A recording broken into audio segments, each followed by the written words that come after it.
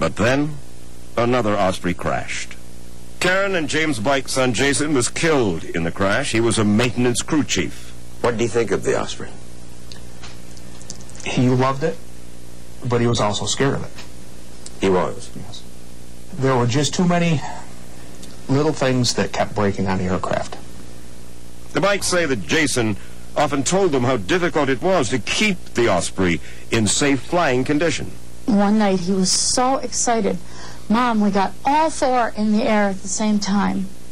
And that was a very, very rare occurrence. There were always planes down. Yeah. You know, very rarely were they all in the air. They were out of action because they were maintenance, repair? Right, exactly. Right, exactly. That's what he told us. Apparently, the pressure to improve the Osprey's poor maintenance record led the Marine Corps to mislead the American public about the reliability of the aircraft. As we were reporting the story, we got a letter from a Marine mechanic in the Osprey unit in New River, North Carolina. He explained what had been going on inside the unit. What we have been doing is reporting aircrafts that are down, as in they can't fly, as being up, as in full mission capable. Maintainers are being told they have to lie on maintenance records to make the numbers look good. This type of deception has been going on for over 2 years. It all stems from the attitude that we have to have the plane whether or not it is ready. Along with his letter, he sent us an audio tape of a secretly recorded squadron meeting at New River on December 29th.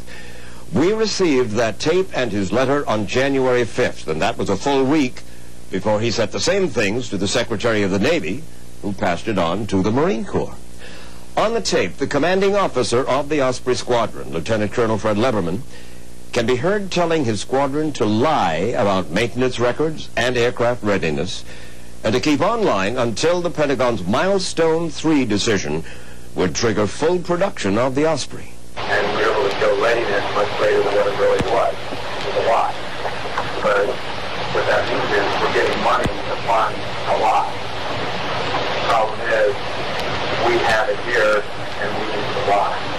And the reason we need to lie or manipulate the data, or however you want to call it, is that until Milestone 3 comes along, and Milestone 3 being a full-rate production decision, this program is in jeopardy. It's a real tragedy because the colonel obviously is getting what you call command pressure to go ahead with a system that the Marine Corps believes in so passionately.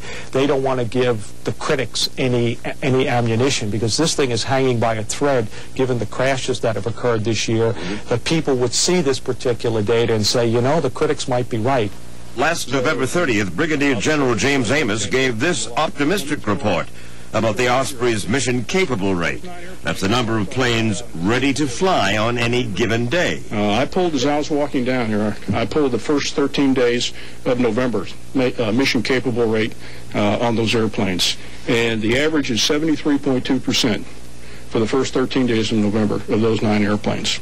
But handwritten mechanics logs we received from New River appear to show that only 38% of the Osprey fleet, not 73%, as General Amos claimed, were able to fly during that period. On the audio tape, even the mechanics were worried that the pressure to falsify data could lead to a crash. The way we didn't have to do translating, it's going to be real easy for one of us to miss one. And that's the feeling that I have in my gut right now. And that's not good to have. The Marine Corps has now admitted that maintenance records were falsified.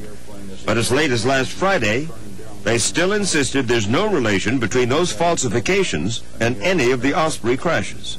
But pictures of aircraft discrepancy boards inside the Osprey hangar at New River seem to tell a different story. The pictures, which were sent to us along with the audio tape and the letter, show that at least 2 of the 8 remaining Ospreys appear to have serious hydraulic problems, and the Marines have already acknowledged that hydraulic failure contributed to the December 11th crash that killed 4 Marines. The Corps insists that no matter what is going on in the Osprey unit, it had nothing to do with the crash that killed your son. I don't believe that. What would you like to say to the leadership of the Marine Corps? please, please don't do this to any more Marines. We love our Marines. We love our country. My son loved his country. These other family sons love their country. But don't send another child, grandchild, husband, daddy up in these ospreys. The Marine Corps refused our repeated requests for an interview. Last Thursday, Lieutenant Colonel Leberman was relieved of his command pending further investigation. What does he have to say about all this? Well, last night the colonel flew to New York with his attorneys to appear on this broadcast, and we had a lengthy meeting with him and his lawyers. But this morning, Colonel Leberman changed his mind because he worried that his appearance might offend the Marine Corps leadership. So he wrote out a statement for us which says, in part, in light of the ongoing Inspector General's investigation, it is inappropriate for me to comment specifically on the tape recording and letter in 60 Minutes possession. He went on, I can assure the American public and the Marine Corps the matters currently under investigation did not cause the most recent accident, and I am confident the pending investigation will prove the comments on the tape and in the letter are taken out of context and in no way compromise the safety of any Marines or the integrity of the Osprey program. So the bottom line is that Colonel Leberman still has faith in the Osprey.